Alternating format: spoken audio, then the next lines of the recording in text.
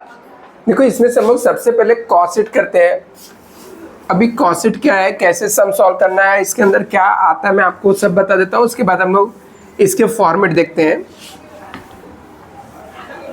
अभी एग्जाम में कॉस्ट क्या होता है ना, कॉस्ट का मतलब होता है, आप लोग कॉस्ट का सिंपल सा मतलब समझ लो कि एक सीट है जिसके अंदर कॉस्ट को पुट करना है। मतलब हम लोग इस सीट के अंदर क्या करते हैं, कॉस्ट को लिखते हैं, ठीक है। तो आपके कौन कौन से कॉस्ट होंगे ना, वो ऑलरेडी सम के अंदर दिया रहता है। मतलब ए कॉस्ट है, ठीक है, ये खर्चे, ऐसे अलग अलग खर्चे आपको दिए रहते हैं। सिर्फ ये पर्टिकुलर सीट है, ये मान लो सीट है एक, उसके अंदर वो खर्चे को सिस्टमेटिक वे में आपको क्या करना रहता है, लिखना होता है, मेंशन करना होता है। तो उसे हम लोग कॉस्ट सीट बोलते हैं, ठीक है। मतलब कॉस्ट को यहाँ पर सीट में लिखना। अभी कॉस्ट का मतलब क्या होता है, खर्चा होता है। कॉस्ट का सिंपल सा मतलब क्या होता है, खर्चा होता है, एक्सपेंस होता है, ठीक है। किस चीज का एक्सपेंस होता है, कोई प्रोडक्ट बनाने के लिए जो हम लोग चीजें यूज करते हैं, ठीक है, जिसको यूज करके प्रोडक्ट को हम लोग प्रोड्यूस करते हैं, उसको हम लोग क्या बोलते हैं, कॉस्ट बोलते हैं। अभी कॉस्ट जो होता है ना, दो टाइप्स का होता है। कोई भी प्रोडक्ट होता है ना, उसके अंदर जो कॉस्ट होता है वो दो टाइप्स का होता है। एक होता है हमारा डायरेक्ट कॉस्ट होता है, एक होता है इनडायरेक्ट कॉस्ट।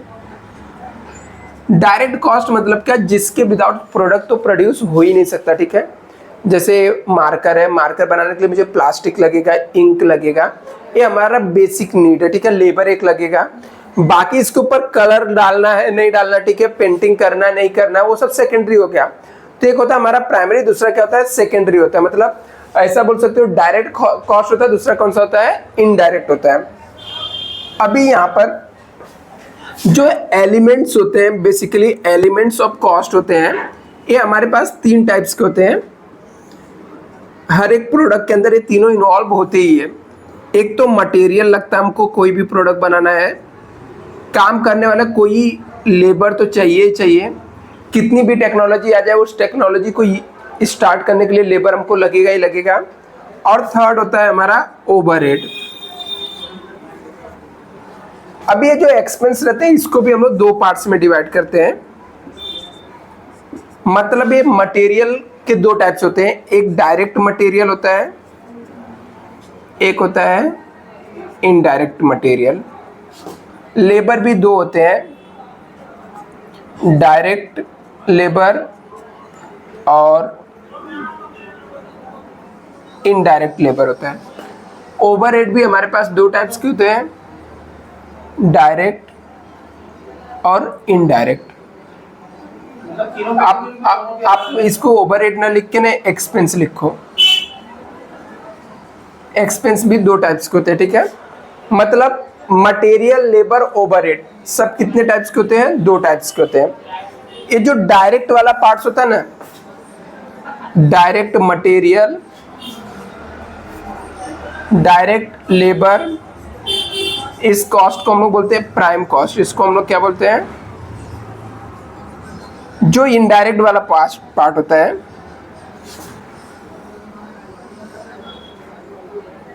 इसको हम लोग ओवरहेड बोलते हैं। इसे हम लोग क्या बोलते हैं, ओवरहेड। इनडायरेक्ट खर्चे को हम लोग ओवरहेड बोलते हैं। ये बेसिक जस्ट इंफॉर्मेशन के पॉइंट ऑफ व्यू से है। एक बार इसको चाहिए तो नोट डाउन कर लो। फिर हम लोग मेन इसमें फॉर्मेट है, यदि आपको फॉर्मेट आता है तो इजी है, चैप्टर इजी लगेगा, सम इजी लगेगा। एक बार इसे नोट डाउन कर लो। अभी हम लोग कॉस्ट के यहाँ पे फॉर्मेट देखते हैं। मैं डिटेल फॉर्मेट एक देता हूँ, उसके बाद हम लोग सम सॉल्व करने जाएंगे तो आपको समझेगा।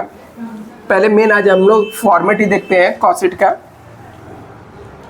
और इस चैप्टर के लिए सबसे इंपॉर्टेंट चीज कुछ है तो फॉर्मेट है। यदि आपको फॉर्मेट आता है, फॉर्मेट समझता है, तो चैप्टर सिंपल और इजी है, कुछ है नहीं इस चैप्टर में।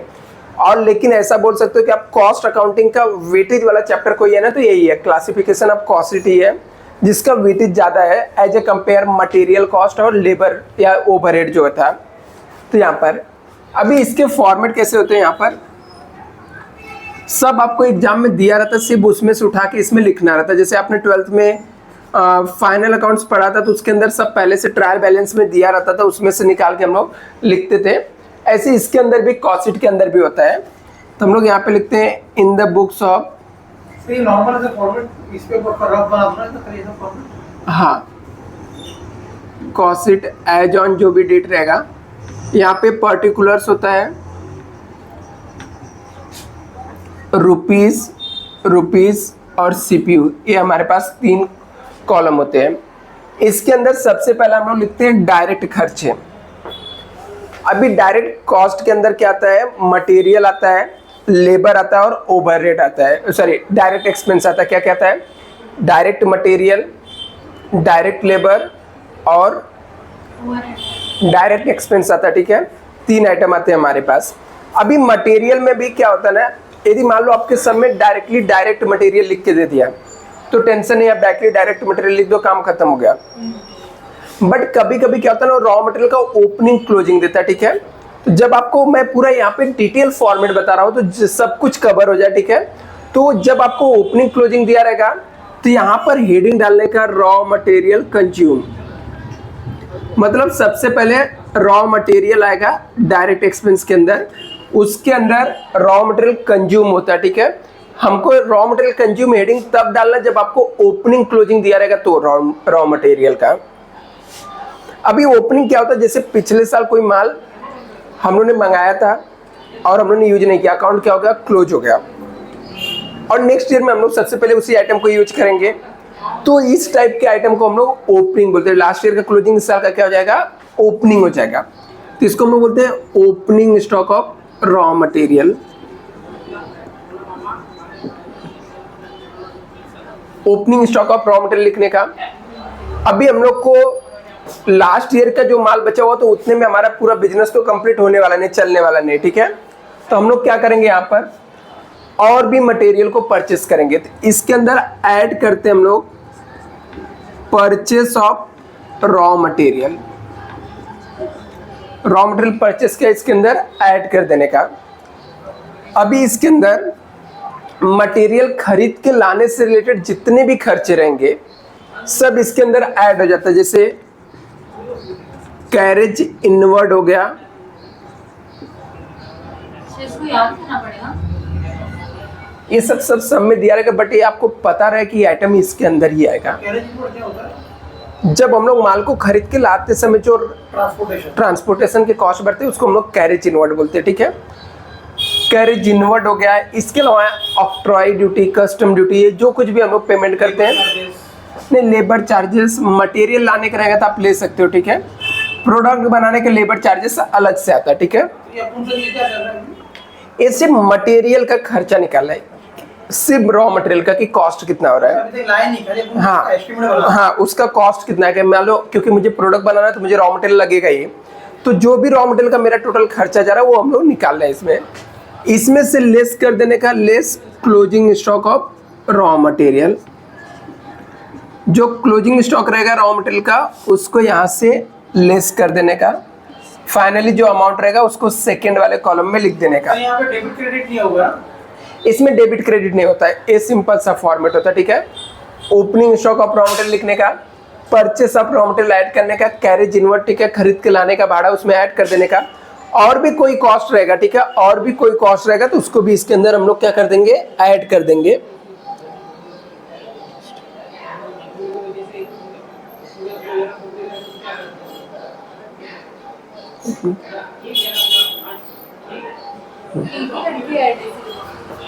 हाँ,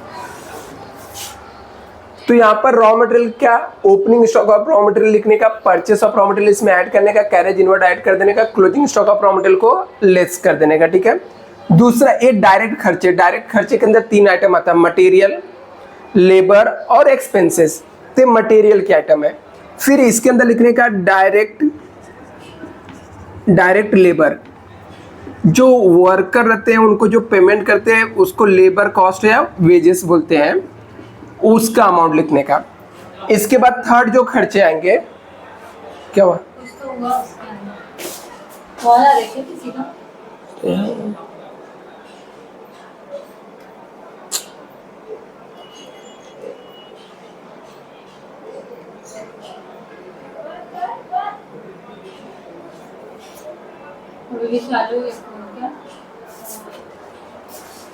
अभी यहाँ पे क्या करने का, डायरेक्ट लेबर और डायरेक्ट वेजेस लिख देने का, ठीक है। थर्ड हमारा आता है डायरेक्ट एक्सपेंसेस।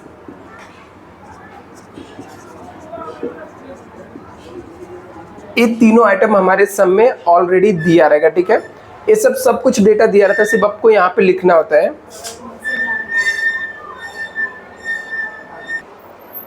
तो यहाँ पे क्या होता है, हमारा डायरेक्ट मटेरियल हो गया, डायरेक्ट वेजेस हो गया और डायरेक्ट एक्सपेंसेस हो गया, ठीक है।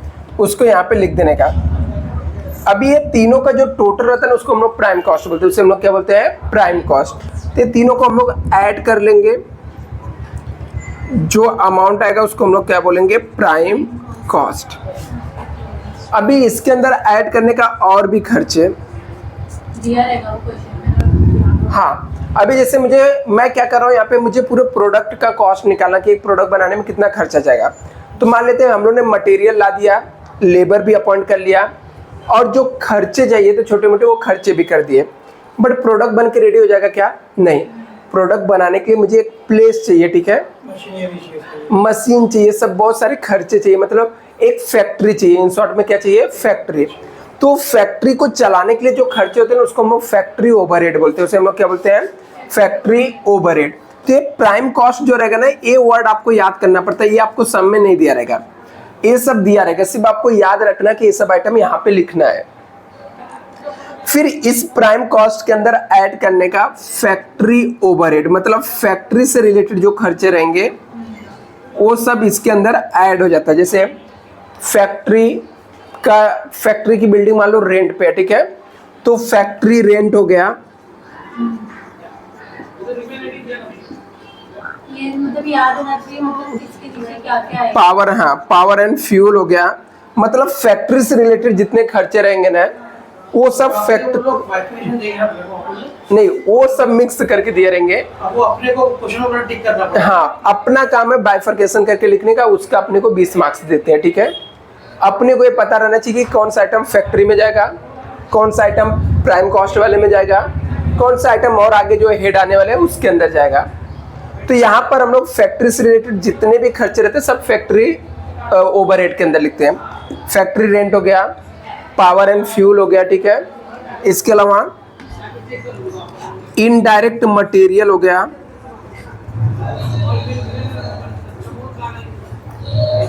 डेप्रिसिएशन ऑन मशीनरी हो गया, इनडायरेक्ट वेजेस हो गया। ये सब फैक्ट्री के खर्चे हैं, मतलब फैक्ट्री में होने वाले जो खर्चे रहते हैं वो सबको फैक्ट्री ओवरहेड बोलते हैं।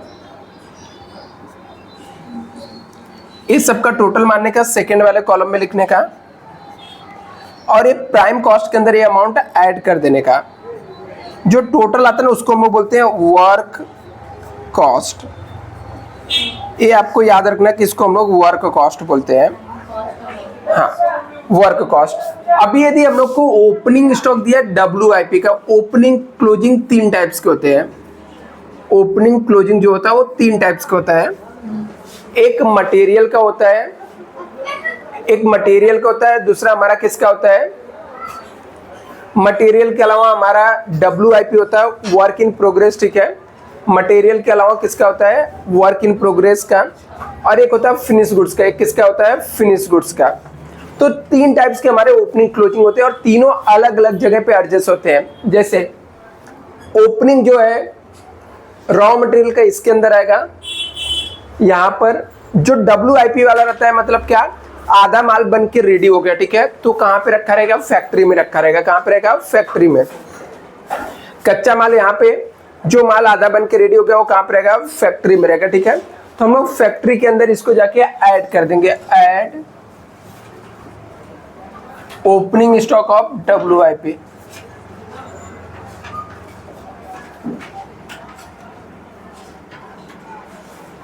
और इसमें से ही लेस करने का क्लोजिंग स्टॉक ऑफ WIP। मतलब वर्क इन प्रोग्रेस के जो आइटम रहेंगे वो सब इसके अंदर आते हैं, फैक्ट्री के अंदर ऐड लेस होता है। वर्क कॉस्ट है, इसमें ऐड करने का ओपनिंग स्टॉक ऑफ WIP, इसमें से लेस करने का क्लोजिंग स्टॉक WIP के, क्लोजिंग स्टॉक WIP,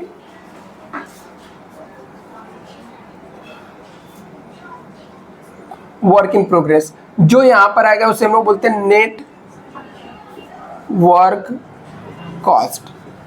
अभी प्रोडक्ट में फैक्ट्री का काम खत्म हो गया, फैक्ट्री से जितने रिलेटेड खर्चे थे वो ऐड कर दिए। अभी इसके अंदर हम लोग ऐड करेंगे जो प्रोडक्ट को जहां से हम लोग बेचेंगे, ठीक है, उसके लिए हमको एक ऑफिस लगेगा, ठीक है। तो ऑफिस का जो खर्चा होता है उसको हम लोग बोलते हैं ऑफिस एंड एडमिनिस्ट्रेटिव ओवरहेड। मतलब ऑफिस से रिलेटेड जो खर्चे रहेंगे वो सब इसके अंदर आ जाएगा, जैसे रेंट हो गया, प्रिंटिंग एंड स्टेशनरी हो गया,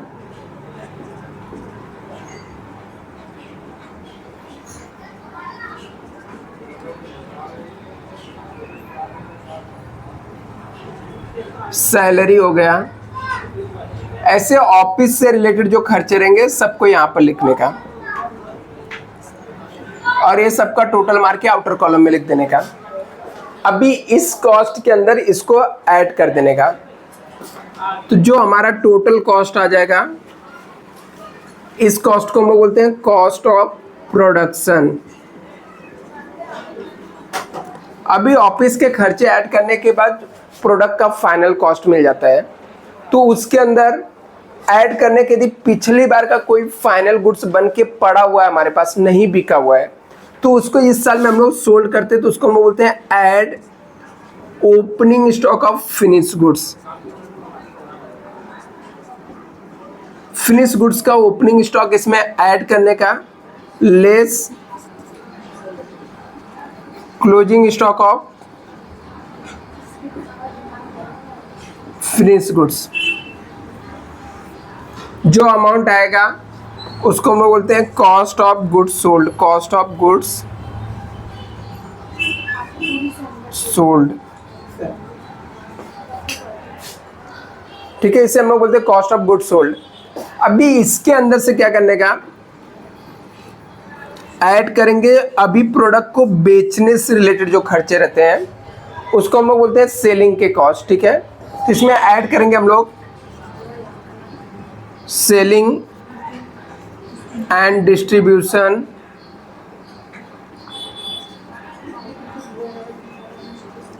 मतलब प्रोडक्ट को बेचने से रिलेटेड जो खर्चे रहेंगे।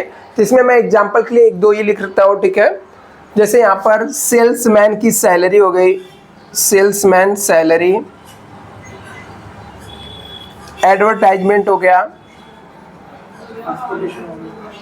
हाँ वही प्रोडक्ट बेचने से रिलेटेड जो भी खर्चे रहेंगे वो लिखने का, उसका टोटल मार के आउटर कॉलम में लिखने का। फिर ये अमाउंट के अंदर ऐड कर देने का, जो अमाउंट आएगा उसको हम बोलेंगे टोटल कॉस्ट। इसमें ऐड करने का प्रॉफिट। फाइनली जो अमाउंट आता है वो हमारा सेलिंग प्राइस आता है, सेल्स। मतलब हमारे प्रोडक्ट बनाने में टोटल खर्चे इतने गए सेलिंग के बाद, उसमें मुझे जितना प्रॉफिट चाहिए रहता है वो प्रॉफिट हम लोग ऐड करते हैं। फिर हमसे हमारा वो सेलिंग प्राइस मिल जाता है कि उसको हमको मार्केट में कितने में बेचना है। तो ये ओवरऑल हमारा फॉर्मेट है, ठीक है, किसी प्रोडक्ट को बनाने के लिए। तो इसमें हमारे इसके पूरे फॉर्मेट के अंदर 4 पार्ट्स है, ठीक है। एक हमारा है प्रोडक्ट बनाने के लिए मेन यूज होने वाले रिसोर्सेज, ठीक है, जिसके अंदर डायरेक्ट मटेरियल आता है, डायरेक्ट लेबर आता है और डायरेक्ट एक्सपेंसेस आता है, ठीक है। 3 item, direct material, direct labour और डायरेक्ट एक्सपेंसेस। अभी प्रोडक्ट बनाने के लिए वो सामान आ गया, तो मुझे प्रोडक्ट बनाने के लिए कोई एक प्लेस चाहिए जहां पे हम लोग प्रोडक्ट प्रोड्यूस करेंगे, तो उसके लिए मुझे फैक्ट्री लगता है। तो फैक्ट्री से रिलेटेड जितने खर्चे रहते हैं सब उसके अंदर हम लोग ऐड कर देते हैं। प्रोडक्ट फैक्ट्री में बन के रेडी हो गया, तो क्या फैक्ट्री से डायरेक्टली प्रोडक्ट बिक जाएगा क्या? नहीं, मुझे प्रोडक्ट बेचना है तो उसके लिए मुझे क्या लगेगा, एक ऑफिस लगेगा, ठीक है। तो जहां पर ऑफिस लगेगा तो ऑफिस को ओपन करेंगे तो ऑफिस के कुछ खर्चे भी तो जाएंगे। जो ऑफिस के एक्सपेंस रहते हैं ना, उसको हम लोग बोलते हैं ऑफिस एंड एडमिनिस्ट्रेटिव ओवरहेड। उसे हम लोग क्या बोलते हैं, ऑफिस एंड एडमिनिस्ट्रेटिव ओवरहेड। वो भी खर्चे ऐड हो जाते हैं। फिर मुझे प्रोडक्ट बेचने जाना है, तो प्रोडक्ट बेचने के लिए हमारे पास जो और खर्चे लगते हैं उसको हम लोग सेलिंग एक्सपेंस बोलते हैं। उसको हम लोग बोलते हैं सेलिंग एंड डिस्ट्रीब्यूशन एक्सपेंसेस। तो सेलिंग के खर्चे ऐड करते हैं। वो ऐड करने के बाद हमको टोटल कॉस्ट मिलता है। इसमें हम लोग प्रॉफिट ऐड कर देते हैं और फाइनली हमारा क्या आ जाता है, सेलिंग प्राइस आ जाता है। नहीं, इसका फोटो निकाल के भेज दो।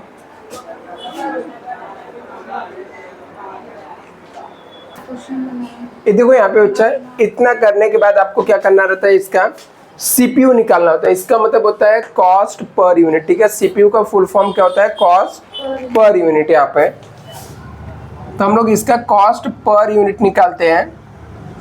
फॉर एग्जाम्पल कैसे निकालते हैं, मान लेते हैं कि हमारा ये जो मटेरियल है कितने का हम लोगों ने यूज किया, 1 लाख का। कितने का यूज किया, 1 लाख का। और 1 लाख में हम लोगों ने 10,000 यूनिट बनाया। कितना बनाया, 10,000 यूनिट बनाया। तो 1 यूनिट का कॉस्ट हमको निकालना है। तो 1 लाख को 10,000 से डिवाइड करेंगे तो कितना आ जाएगा, 10 रुपये आ जाएगा। मान लो लेबर कितना गया, 50,000 रुपये गया। तो 50,000 को 10,000 से डिवाइड करेंगे तो 5 हो जाएगा। डायरेक्ट एक्सपेंस मान लेते हैं 30,000 है, तो इसका टोटल मारते हैं, इसको डिवाइड करेंगे तो 3 रुपये आ जाएगा। ऐसे टोटल यहाँ पर 18 हो जाएगा और यहाँ पर 1,80,000। मान लेते कि यहाँ पर फैक्ट्री का टोटल खर्चा हमारा 50,000 आया, इसका 5 आ जाएगा रेट, क्योंकि 50,000 को 10,000 से डिवाइड करेंगे तो 5 आ जाएगा। और यहाँ पर इसको 18 5 23 हो जाएगा। और ये सब का नहीं हो निकालने का रेट, फिर यहाँ पे जो भी आएगा, ठीक है, कैलकुलेट करके वो लिख देने का। ऐसे मान लो हमारा ऑफिस के खर्चे का 2 लाख गया, तो डिवाइड करेंगे तो 20 हो जाएगा, ये 43 हो जाएगा। इसका ओपनिंग क्लोजिंग नहीं लिखने का, यहाँ पर भी कुछ चेंज होकर वही से ही आ जाएगा। ऐसे फिर सेलिंग प्राइस का जितना प्रोडक्ट हम लोगों ने 10,000 बनाया, 10,000 सेल कर दिया, तो उससे ही डिवाइड करेंगे। यदि अलग कुछ रहा तो हम लोग अलग से लेंगे। जैसे 10,000 मतलब 1 रुपये आ गया तो 44 हो गया। मान लो हमारा प्रॉफिट है 6 रुपये, तो हम लोगों ने 50 रुपये में 1 को बेचा, तो इसको हम लोग कॉस्ट पर यूनिट बोलते हैं। अभी ये कॉस्ट पर यूनिट निकालने का एक शॉर्टकट तरीका है, कैलकुलेटर में लिखने का 1 divided by unit produce 2 time into करने का और अमाउंट लिख के इक्वल टू दबाते जाने का, वो ऑटोमेटिक यहाँ पर आ जाएगा, ठीक है। तो क्या करने का, कैलकुलेटर में 1 लिखने का, जैसे 1 लिखा मैंने, डिवाइड बाई 10,000 किया, इंटू करके एक बार ये अमाउंट लिख के इक्वल टू दबाओगे तो डायरेक्टली ये आपका रेट आते जाएगा। कैलकुलेट करो, 1 डिवाइड बाई 10,000, 1 लाख लिखो, इक्वल टू दबाओ।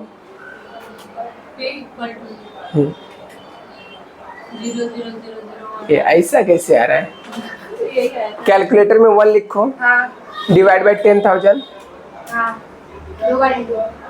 2 बार इंटू दबाओ।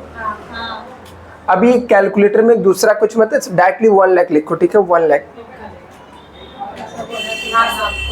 लिखा है, नहीं, इक्वल टू 10 है। अभी दूसरा कैलकुलेटर में कुछ बटन नहीं दबाने का, अगला अमाउंट लिखने का, 50,000 लिखने का, इक्वल टू दबाने का।